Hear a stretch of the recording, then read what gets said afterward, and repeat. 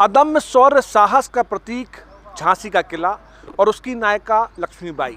आज उनकी जयंती है। जयंती के उपलक्ष्य में कई सारे कार्यक्रम यहाँ हो रहे हैं और यहाँ आज बात हो रही है कि लक्ष्मीबाई को जो सम्मान मिलना चाहिए था वो मिल पाया या नहीं। सरावगी जी, क्या लगता है आपको, हर साल हम ये जयंती मनाते हैं, क्या यही श्रद्धा सुमन है? क्या और प्रयास नहीं होने चाहिए?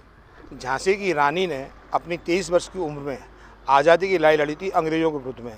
अंग्रेज़ लोग जहां लड़ते हुए चले आ रहे थे, लेकिन एक हमारी झांसी की रानी थी जो उन्होंने अंग्रेज़ों को रोक के और उनसे लड़ाई का लिया, सामना लिया और उन्होंने एक नारा दिया कि मैं झांसी नहीं दूंगी। और आज हम लोग झांसी जानी जाती है झांसी की रानी से। हम देश में कहीं पे भी किसी भी शहर में जाते हैं तो झांसी से, जैसे कहते हैं झांसी से आए हैं तो बताते हैं नहीं झांसी की रानी है, चाहे वहाँ से झांसी की रानी ने अंग्रेज़ों को लड़ाई लड़ी थी, तो बड़े हम लोग गर्व का महसूस करते हैं।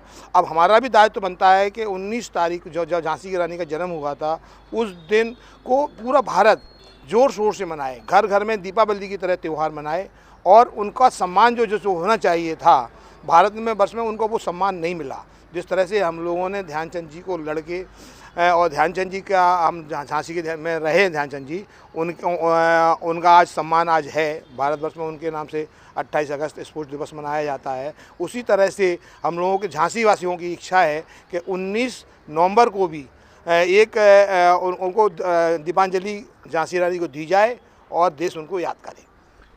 भले ही पूरे हिंदुस्तान में दीपावली 12 नवंबर की थी, लेकिन 19 नवंबर को झांसी के हर घर में दीप जलाया जाता है और लक्ष्मीबाई को याद करेंगे हम सभी लोग। भैया, नाम क्या है आपका? रवि प्रकाश परिहार। परिहार साहब, किस तरह मनाएंगे आज के दिन को? आज की शुरुआत कैसे हुई? किले से रैली कैसे निकली थी? सुबह रानी लक्ष्मीबाई जी की चित्र पर माल्यार्पण कर उन्हें याद किया, श्रद्धा सुमन दिए। उसके बाद वहाँ से मशाल लेकर और हाथों में तख्तियाँ लेकर बच्चों के साथ बालिकाएं झांसी की रानी के स्वरूप में थी, घोड़े पे विराजमान थी, उन्हें लेके आए स्टेडियम तक। अपने पूरा पैदल चला, अपने कप्तान साहब भी थे और दैनिक जागरण के निदेशक भी थे।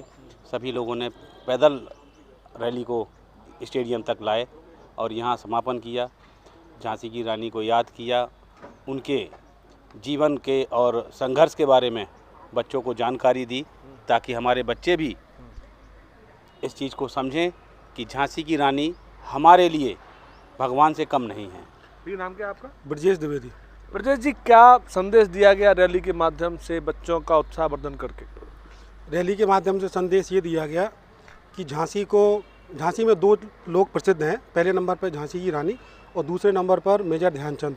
तो जिस तरह से हम झांसी मेजर ध्यानचंद को याद करते हैं, उसी तरह से 19 नवंबर को उनका जो जन्मदिवस है वो बड़े ज़ोर शोर से पूरे झांसी के वासियों को मिलजुल के मनाना चाहिए। दीपावली से भी बड़ा उत्सव होना चाहिए झांसी की रानी के लिए, क्योंकि झांसी की रानी 23 वर्ष की उम्र में अपने प्राण त्याग दिए थे उन्होंने देश के लिए, अंग्रेज़ों से लड़ते हुए।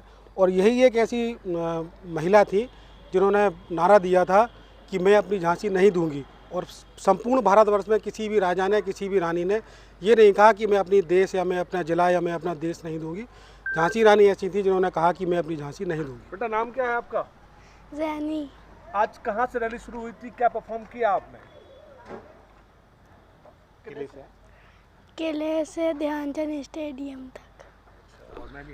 बच्ची भी पार्टिसिपेट कर रही थी उस प्रोग्राम में जो शुरू हुआ था एक रैली के माध्यम से।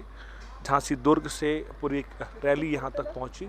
संदेश एक ही दिया गया कि महारानी लक्ष्मीबाई के जन्मदिवस को बड़े भव्य तरीके से मनाना चाहिए और एक तरीके से सही मायने में दीपावली झांसी की आज होगी। Kuldeep boss, news, Jhansi.